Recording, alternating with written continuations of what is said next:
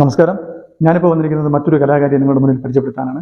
നമ്മുടെ തിരുവനന്തപുരം ജില്ലയിലെ ആര്യനാട് എന്ന സ്ഥലത്തിലുള്ള ഒരു കലാകാരിയാണ്. പേര് സിന്ധു ആര്യനാട്.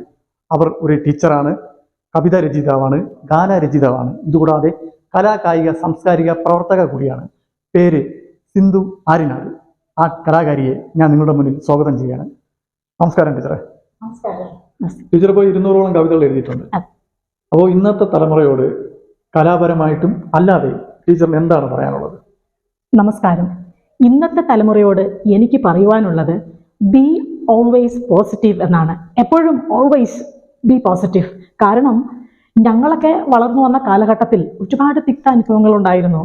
10ാം ക്ലാസ്സിലൊക്കെ ഫോട്ടോഗ്രാഫിലൊക്കെ പിന്നെ കുട്ടികളുടെയും ഫ്രണ്ട്സിൻ്റെയൊക്കെ മെസ്സേജസ് ഒക്കെ എഴുതി വാങ്ങി വീട്ടിലേക്ക് പോരുമ്പോൾ ആരുടെയും ഒരു കോണ്ടാക്ട്സ് ഒന്നും ഇനി കീപ്പ് ചെയ്യാൻ പറ്റില്ലല്ലോ എന്നുള്ളൊരു സങ്കടം എനിക്കുണ്ടായിരുന്നു. എന്നാൽ ഇന്നത്തെ കാലഘട്ടത്തിൽ അങ്ങനെയല്ല. 1ാം ക്ലാസ്സിൽ